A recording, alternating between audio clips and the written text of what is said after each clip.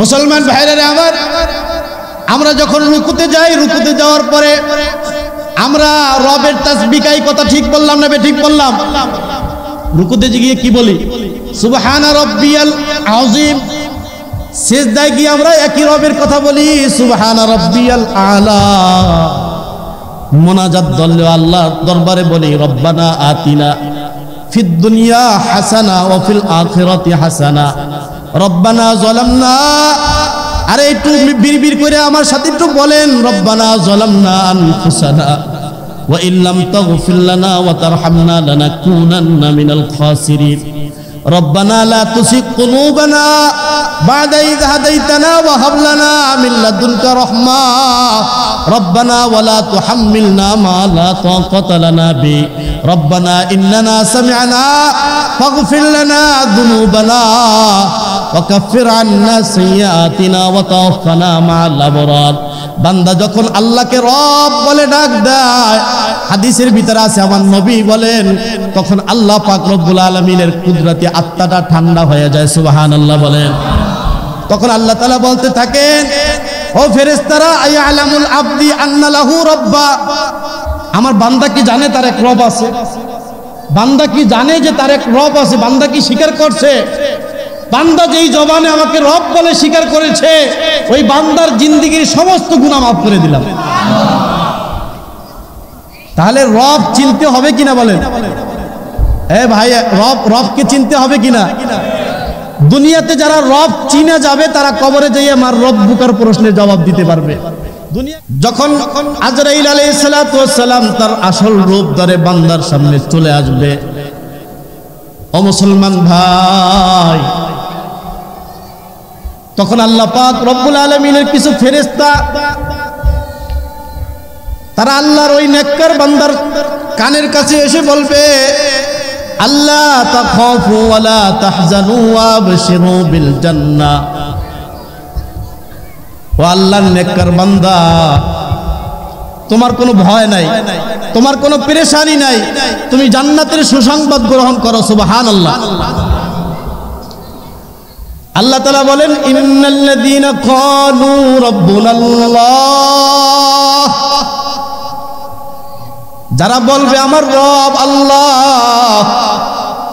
ও মুসলমান, ঈমানের আওয়াজ জোরে করে বলেন, আমাদের রব কে? এক নম্বর কথা, যারা বলবে আমাদের রব কে, মুসলমান ভাইরা আমার, তাহলে জান্নাতের সুসংবাদ পাইতে হলে এক নম্বর জবানে বলতে হবে আমাদের রব আল্লাহ। ঈমানের আওয়াজ আরেকটু বুলন্দ করে বলেন, আমাদের রব কে? আমরা অনেকে মনে করছি যে আমি বসছি, আমি বসি নাই, আল্লাহ আমাকে বসাইছে। আপনার আমার শরীরে যেই পরিমাণ শক্তি আছে, এর থেকে শক্তিশালী মানুষ এই সমাজের ভিতরে নাই। কিন্তু দেখবেন ওই শক্তিশালী মানুষ আল্লাহর কথা শোনার জন্য বসার তৌফিক হয় না। আপনার আমার থেকে বেশি সম্পদশালী মানুষ দুনিয়াতে আছে কিনা? সম্পদশালী মানুষ নামাজের কাতারে যাওয়ার তৌফিক হয় না, আল্লাহ আমাকে যাওয়ার তৌফিক দেয়। এই জন্য একজন কবি বলেছেন, ইসাআদাত বাজুরে বাজুনিস। এই যে আল্লাহকে সেজদা দিতে পারা, কোরআন পড়তে পারা, তালেবে ইলমের মজলিসে বসা, উলামায়ে কেরামের মজলিসে বসা, এগুলো নিজের শক্তির দ্বারা হয় না, এটা আল্লাহর তৌফিকে হয়। কথা ঠিক বললাম না ঠিক বললাম? রাসূল করিম সাল্লাল্লাহু আলাইহি সাল্লাম বলেছেন, মাইয়ুরিদিল্লাহু বিহি খায়রা, আল্লাহ যার ভালো চান, ইউফাক্কিহু ফিদ্দিন, আল্লাহ তাদেরকে দ্বীনের বুঝ দিয়ে দেন। মুসলমান ভাইরা আমার, আমি আনুষঙ্গিক কথা বেশি বলবো না। পবিত্র কালামে হাকিমের 41 নম্বর সূরা, সূরার নাম হইল সূরা হামিম সিজদা। কি বলছি বলেন তো? এই সূরা হামিম সিজদার 30 নম্বর আয়াত, 31 নম্বর আয়াত, 32 নম্বর আয়াত, এই তিনটা আয়াত আপনাদের সামনে তেলাওয়াত করেছি। এই আয়াতের বিষয়বস্তু বোঝার জন্য আপনাকে একটা ভূমিকা বুঝতে হবে। ভূমিকাটা হলো, এই পৃথিবীর জমিনে আমরা একদিন কেউ ছিলাম, আমরা কেউ ছিলাম, যেই ভাইয়েরা দাঁড়ায় আছে তারা ছিল, যারা দোকানে বসে আছে তারা ছিল, এখন আমরা দুনিয়াতে কিছু সময় স্বপ্নের মতো আছি, এমন একটা সময় আসবে যাদেরকে দেখি এবং যাদেরকে এখনো দেখি নাই, কেউ এই পৃথিবীর জমিনের উপরে থাকবে না, সবাই মাটির নিচে থাকবে। কথা ঠিক না বললাম না? ঠিক বললাম। এমন একটা সময় আমাদের সকলের সামনে আসবে যেদিন মালাকুল মউত আমাদের সামনে আসবে। এমন একটা সময় আপনার আমার জিন্দেগিতে আসবে যেদিন আপনার আমার ভাই, বাবা, সন্তান আপনার আমার বানানো বাড়ির থেকে আপনাকে আমাকে নিজের হাতে ধরে ঘর থেকে বের করে কবরের ভিতরে রাখবে।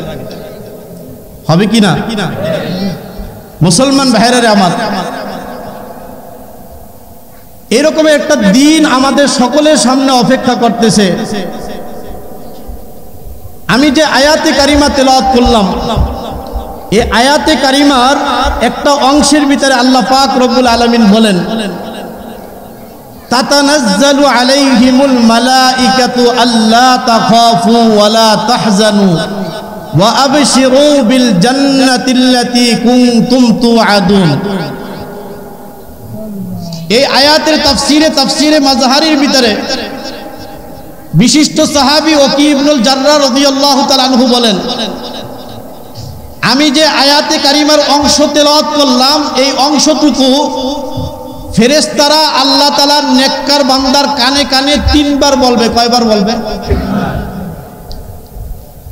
এই 3 বার যে বলবে, এই 3 বার বান্দা খুব পেরেশানিতে থাকবে। আমাদের জিন্দেগির 40, 50, 60, 70, 80 বছর কমপ্লিট হওয়ার পরে আজরাইল যখন আপনার আমার চোখের সামনে চলে আসবে, প্রতিটা বান্দা, চাই সে রাজা হোক, বাদশাহ হোক, ফকির হোক, সবাই ভয় পেয়ে যাবে। হাদিসের ভিতরে আছে,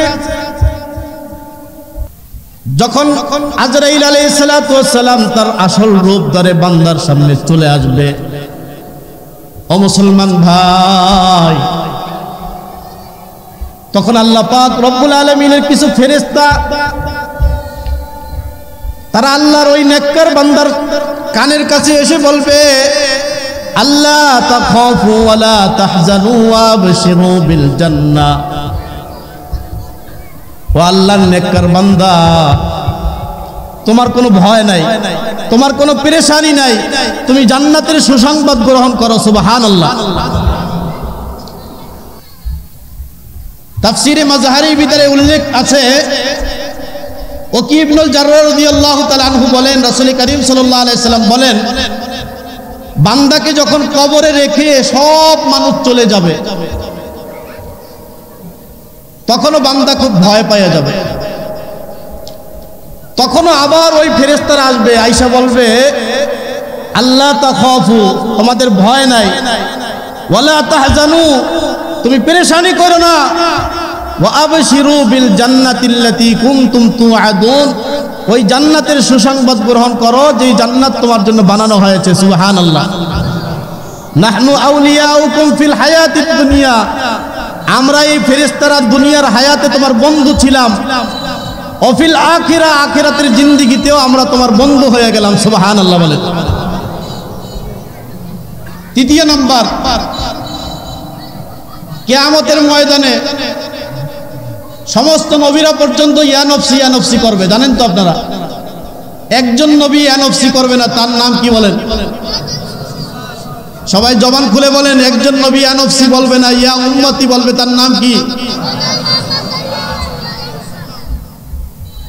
সেই কিয়ামতের ময়দানে যখন বান্দা খুব পেরেশান হয়ে যাবে, আজকে কি হবে, আমার তো গুনাহ আছে।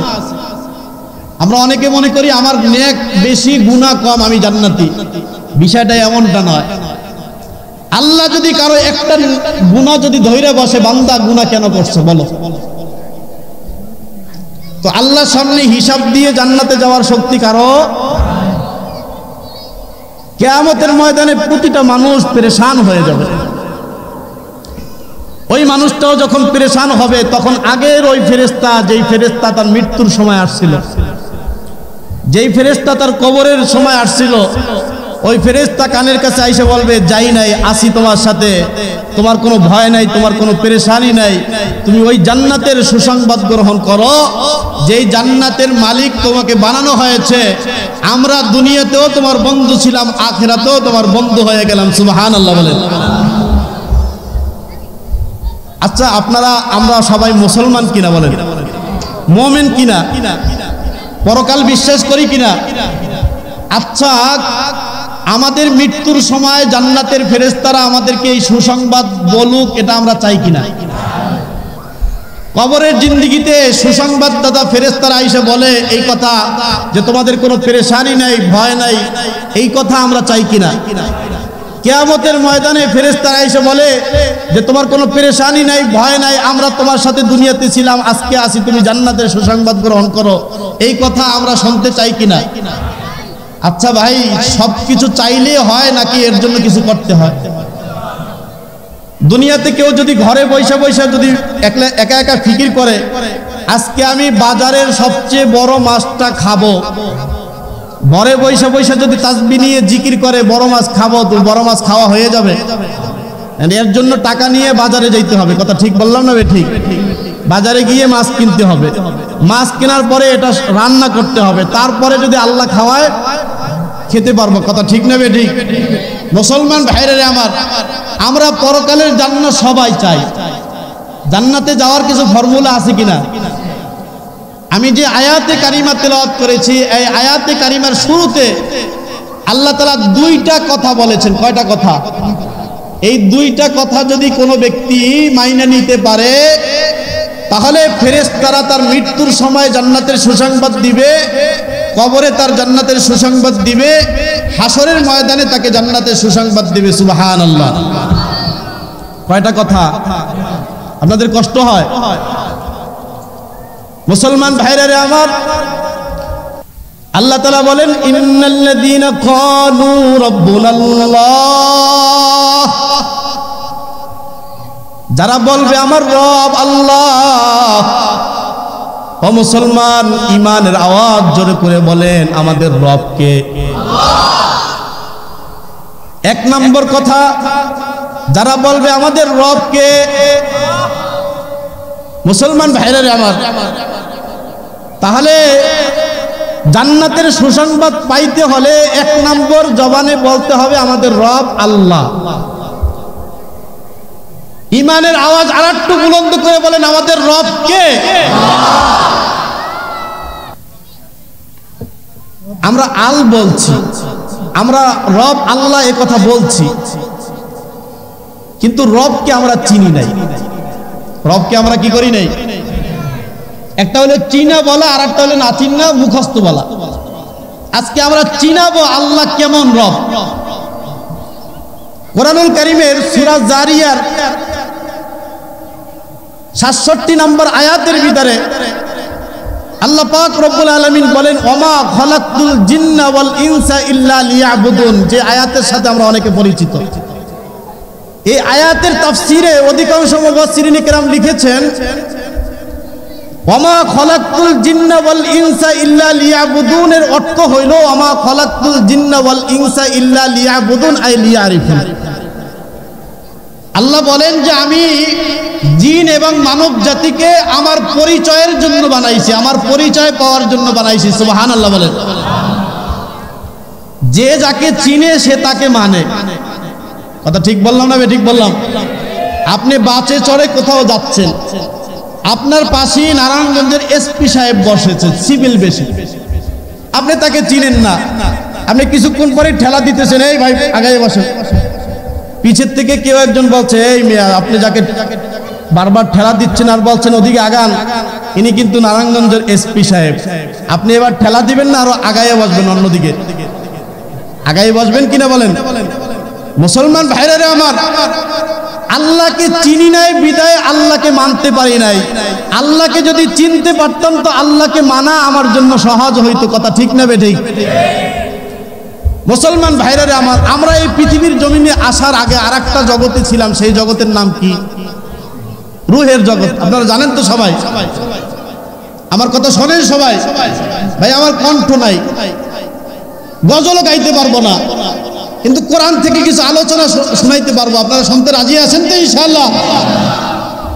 মুসলমান ভাইরা আমার,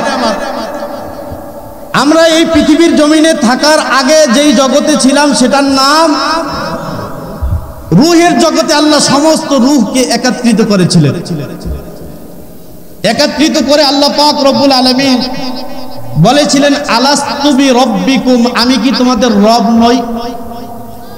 তাফসীরের ভিতরে লেখে পৃথিবীর সমস্ত রূহের জগৎ তখন থরথর করে কাঁপতেছিল। আল্লাহর সামনে কি বলবো? তখন এই রূহের জগতের সর্বশ্রেষ্ঠ মহামানব, নাম তার মুহাম্মদুর রাসূলুল্লাহ, রূহের জগতে তিনি সবার আগে দাঁড়ায় গেলেন আর বলেছেন, বালা ইয়া রাব্বাল আলামিন। তখন আপনার আমার নবী, প্রিয় নবীর দেখা দেখি সমস্ত রূহ একসাথে বলেছিলেন বালা। একসাথে সবাই কি বলেছিলাম? বালা মানে হা। আল্লাহ আপনি আমাদের কি? সেদিন সর্বপ্রথম আল্লাহর রুবুবিয়তের স্বীকৃতি দিয়েছিলেন মুহাম্মদুর রাসূলুল্লাহ। আপনারা বলেন মুহাম্মদুর রাসূলুল্লাহকে আমরা ভালোবাসি? বেশি ভালোবাসি না কম ভালোবাসি? মুহাম্মদুর রাসূলুল্লাহকে যদি কেউ গালি দেয়, মান সাব্বা নাবিয়ান ফাকতুলু, যদি আমার নবীর দিকে কেউ তাকায় গালি দেয় তার কল্লা ফালাই দেব। কথা ঠিক বললাম না? ঠিক বললাম? মুহাম্মদুর রাসূলুল্লাহকে ভালোবাসি তো সবাই? একটু পরীক্ষা হবে আজকে।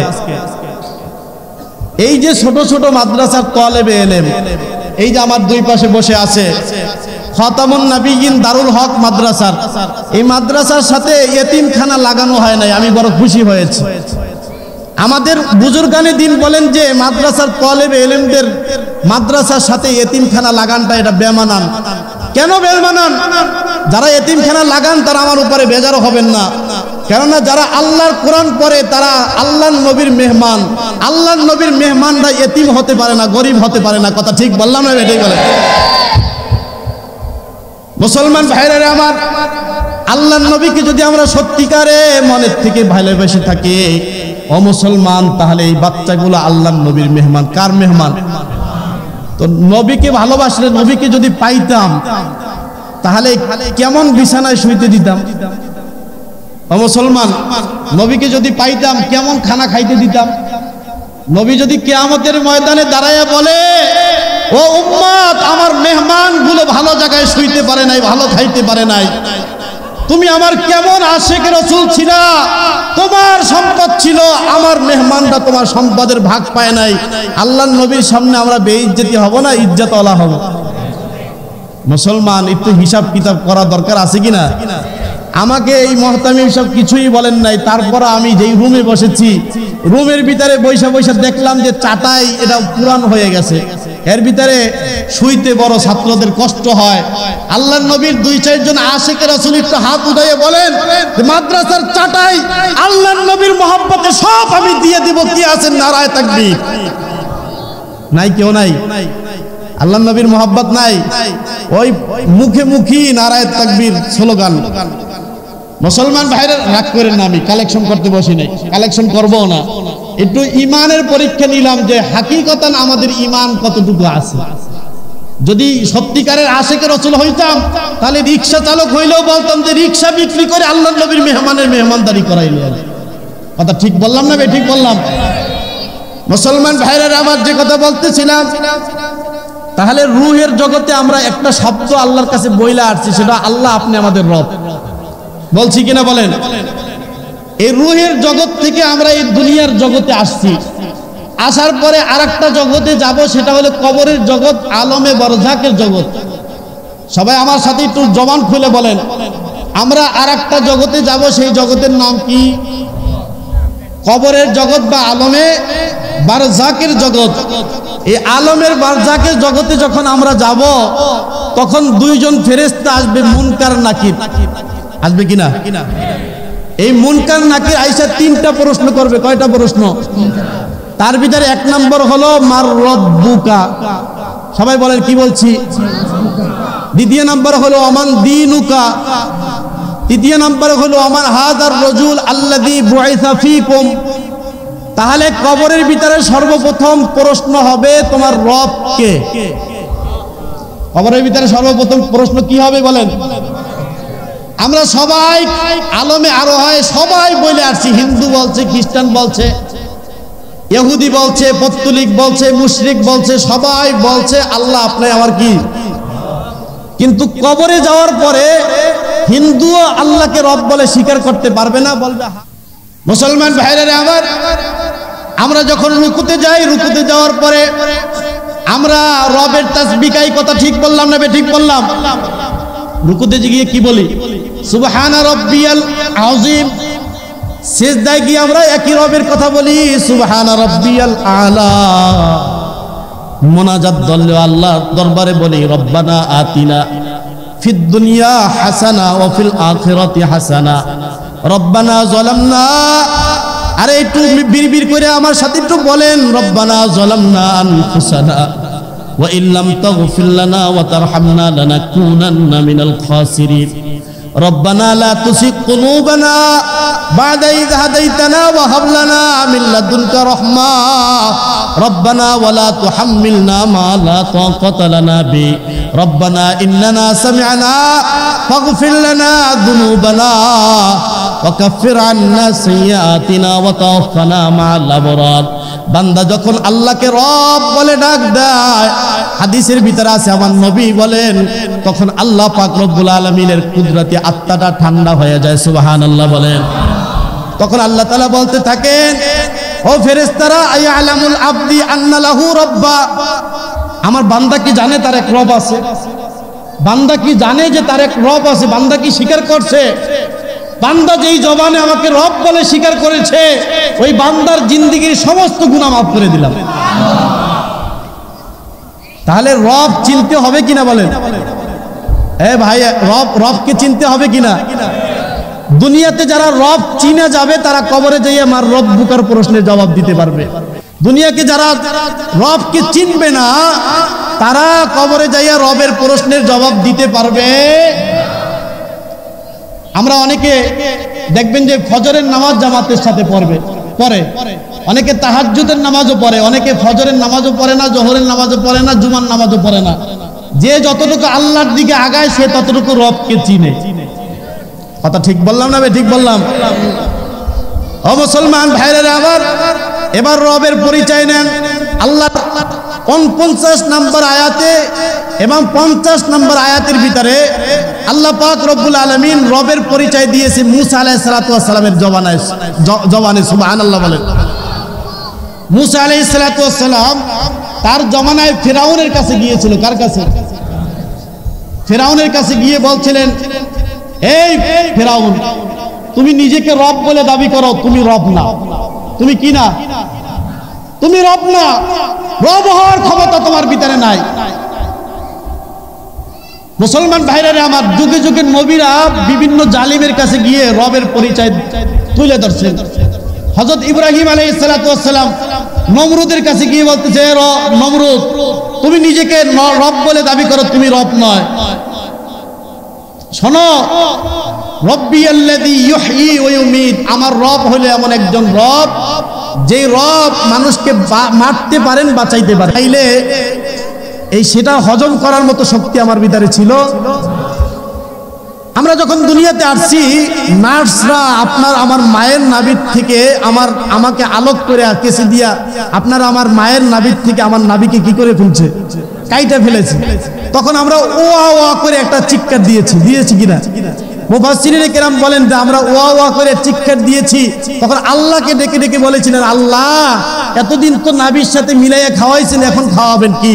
আল্লাহ কেমন জানি বলছেন, বান্দা চিন্তা করো না, তোমার মায়ের স্তনের ভিতরে 2টা দুধ দিয়ে দিলাম, এই দুধের থেকে ভালো কোনো খাদ্য পৃথিবীতে কোনো বাচ্চার জন্য আমি রাখি নাই। সুবহানাল্লাহ বলেন। একদিন আগেও মায়ের স্তনে ওই দুধ ছিল না। একদিন আগেও যেই দুধ ছিল না, সেই দুধ মায়ের স্তনের ভিতরে তৈরি করে দিল কে? মুসলমান ভাইরা আমার, মায়ের দুধ যখন খেতেছিলাম তখন দাঁতের প্রয়োজন হয় নাই। আস্তে আস্তে যখন 6 মাস বয়স হলো তখন আমাদের দাঁতের প্রয়োজন আছে কিনা? আল্লাহ ছোট ছোট দাঁত দিয়েছে, হালকা হালকা খাদ্য খাই। দেখেন আমার আল্লাহ যখন যেটা দরকার তখন সেটা দিচ্ছে কিনা। এটা রব, রব এটার নাম কি বলেন? সরকার দেয় না আল্লাহ দেয়? খেত খামার দেয় না আল্লাহ দেয়? সন্তান কামাই দেয় না আল্লাহ দেয়? এটার নাম হলো ঈমান। রব চিনি না এখন পর্যন্ত। রব যদি চিনতাম তো নামাজের টাইমে দোকান নিয়ে বসে থাকতাম না, রবের দিকে দৌড়াই যাইতাম। কথা ঠিক বললাম না বেঠিক বললাম? রব চিনি নাই। মুসলমান ভাইরা রে আমার, সন্তানটাকে কোরআন পড়ায় না, খাইবে কি করে? খাওয়ানোর মালিক মনে হয় জেনারেল শিক্ষায় পড়াইলেই খাইতে পারবে, আর মাদ্রাসা না পড়ে সব না খাইয়া থাকে। কি বলে? আমরা হুজুরা সব না খাইয়া থাকি। বাংলাদেশের একজন বক্তা ছিল হাবিবুল্লাহ মিসবাহ সাহেব, উনি সারা বাংলাদেশে ওয়াজ করতেন আর বলতেন যে আমি যখন ছোটবেলায় মাদ্রাসা ভর্তি হই, আমার দাদা আমার বাবাকে বলেছিল মাদ্রাসা ভর্তি করিস না, খানা পাইবে না, ভাত পাইবে না। তো হুজুর বলতেন যে দেখো আমি বাংলাদেশের 64 জেলায় ঘুরে ঘুরে মাহফিল করি, এখন আমার দাদার দোয়ায় আমি ভাত পাই না, কোরমা পোলাও বিরিয়ানি ছাড়া কিছুই পাই না। সুবহানাল্লাহ বলে। মুসলমান ভাইরা আমার, আল্লাহ কোরআন দিবেন, কোরআনের দাম বেশি না কম? কোরআনের সাথে যদি সাথে এলেম থাকে, আমল থাকে, আল্লাহ ইজ্জত দিবেন। ওই ইজ্জতের পিছনে প্রেসিডেন্ট পর্যন্ত তার পিছনে নামাজ পড়বে। কথা ঠিক না বেঠিক? এই যে মনে করেন খতামুন নবীয়িন মাদ্রাসার হাফেজে কোরআন যারা হয়েছে, একজন ছাত্র মনে করেন বাংলাদেশের জাতীয় মসজিদে তারাবির নামাজ পড়ানোর সুযোগ পেয়ে গেছে। আপনি বলেন বাংলাদেশের যে এখন বর্তমানে প্রধান উপদেষ্টা, অন্যান্য উপদেষ্টারা নামাজ পড়তে আসছে, নামাজ পড়বে কার পিছনে? জোরে বলেন, কথা বলেন। নামাজ পড়বে কার পিছনে? এই বাচ্চার পিছনে, রিকশাওয়ালার ছেলের পিছনে। মর্যাদা দেওয়ার মালিককে। মুসলমান ভাইরা রে আমার, ভয় পাওয়ার কিছু নাই। আল্লাহর কোরআন পড়াইয়া কেউ ঠগে নাই, আর দুনিয়ার লাইনে পইরা অনেক বেশি জিতে নাই। ও মুসলমান, কেউ ঠকবেও না।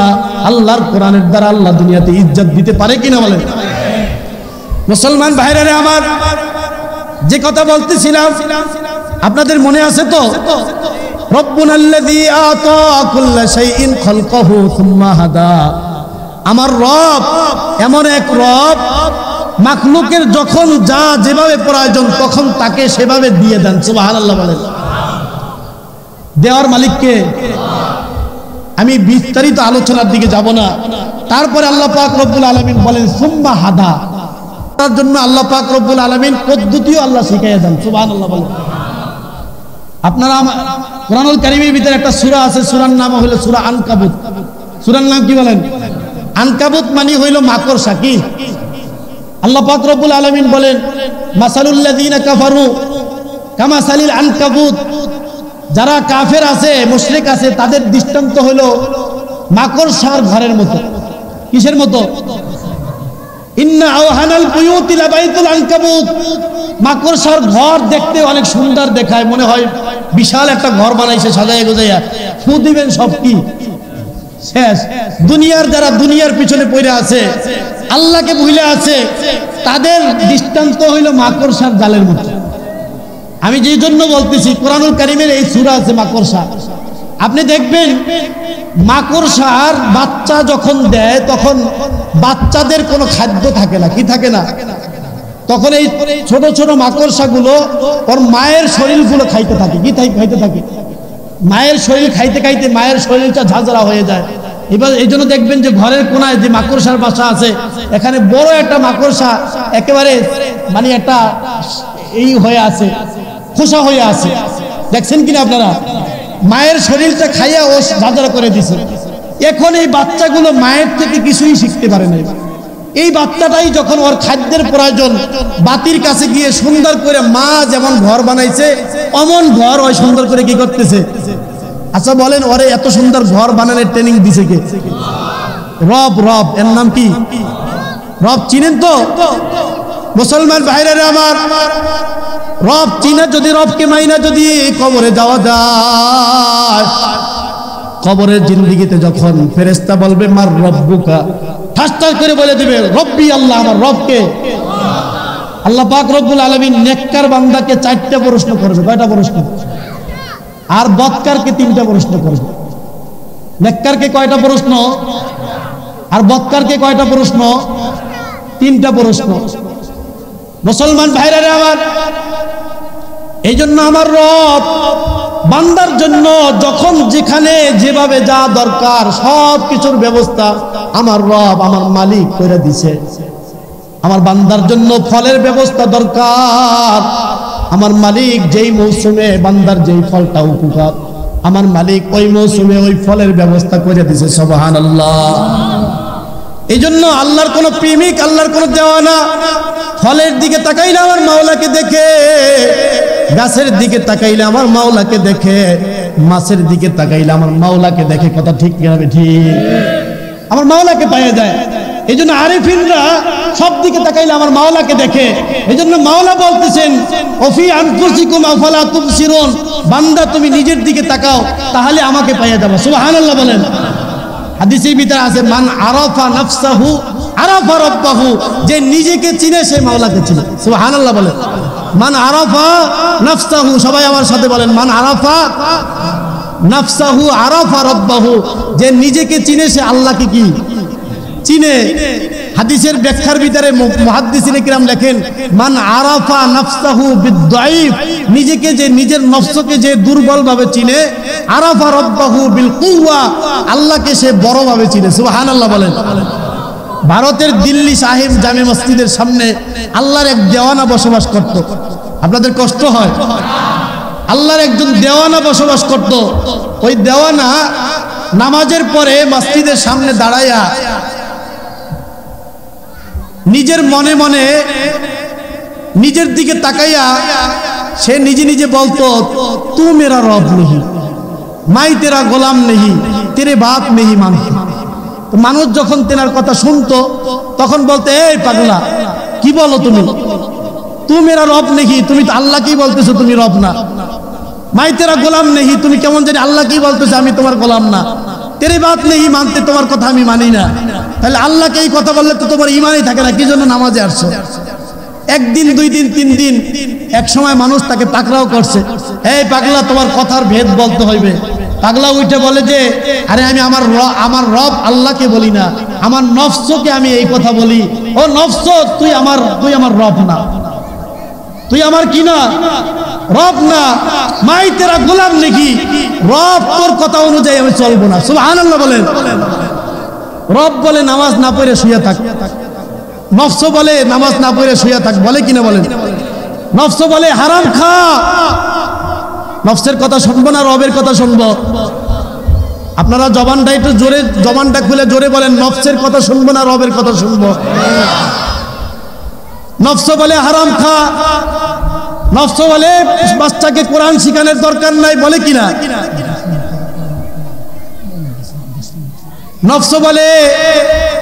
নফস বলে বেপরদায় চল, নফস বলে মোবাইলের ভিতরে অশ্লীলতা দেখ, আর নফসের সাথে নিজের যুদ্ধ চালাইয়া যাইতে হবে, আর বলতে হবে, নফস আমি তোর গোলাম না।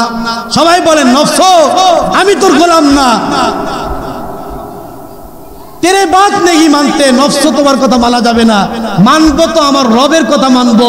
আমার রব আমাকে হায়াত দিয়ে বাঁচায় রাখছে। কথা ঠিক না বে ঠিক বলেন? এই জন্য রবকে চেনা যাইতেছে কিছুটা, কি বলেন? রবকে চেনা দরকার। রব্বুনাল্লাযী আতা কুল্লা শাইইন খালকা সুম্মা হাদা, রব যখন যা প্রয়োজন সেভাবে আমাদেরকে কি করতেছেন, দিয়ে দিতেছেন। আবার আল্লাহ তাআলা ওই জিনিসটা কামাই করার আল্লাহ তাআলা পথ আমাদেরকে কি করতেছেন, বাতলাইয়া দিতেছে। হাফেজে কোরআন, কোরআনের হাফেজ তৈরি হইতেছে। কোরআনের মর্যাদা অনেক মুসলমান বুঝি না। রবকে চিনলে রবের কালামের মর্যাদা বুঝতাম। আল্লাহ রসুলের একজন সাহাবী, নাম তার আব্দুল্লাহ ইবনে ওমর। কি বলছি বলেন? আল্লাহ নবীর সাহাবী, নাম তার আব্দুল্লাহ ইবনে ওমর।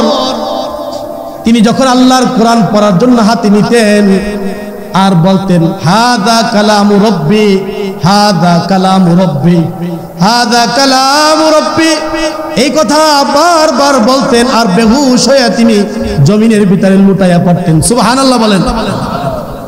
আল্লাহ যত বড়, আল্লাহর কালামও তত কি বড়।